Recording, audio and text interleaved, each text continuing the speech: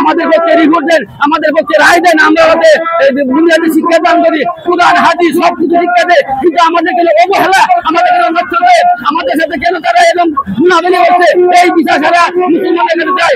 আল্লাহ তুমি এদেরকে এই সৎ পথে দেখার জন্য তৌফিক দাও। আমাদের অনেক ছাত্রগুলা বড় বড় চাকরি করবে, কিন্তু আমরা দুঃখের বিষয় আমাদের চাকরি করতে বেতন নাই। আমরা বাড়িতে গেলে মানুষ আমাদের ভালো করে, ছেলে মেয়ে আমাদের সাথে ভালো কথা বলে না, আমরা কোন জায়গায় যাবো, আমরা কেন মাদ্রাসা শিক্ষা শিখে বললাম, আমরা কোরআন শিক্ষা দেয়, হাদিস শিক্ষা দেয়, বুনিয়াদী শিক্ষা দেয়, এই কারণে আমাদের এত অবহেলা। এই আল্লাহ সকল দুনিয়ার মানুষকে আমি বলছি, আপনারা আমাদের পক্ষে রায় দেন, অতি তাড়াতাড়ি হলে এই উপদেষ্টারা আমাদেরকে মাদ্রাসা যাত্রাকরণ করে দেয়, এই ব্যবস্থা করে দেয়। যদি তা না করে তাহলে তাদের বিরুদ্ধে আমরা এমন আন্দোলন করে তুলবো যারা এই বছর বছর না বলে, যেমন সরকার এই দেশ থেকে চলে গেছে, এই উপদেষ্টারা যদি আমাদেরকে সুব্যবস্থা না করে আমরা তাদের বিরুদ্ধে এমন কঠোর আন্দোলন করে তুলবো, তারা এই দেশ থেকে পড়ে যেতে বাধ্য হবে। তাই আমি সারা বিশ্বের সকল মুসলমানদের আহ্বান করছি, আপনারা সকলে আমাদের পক্ষে রায় দেন। আমরা জাতীয়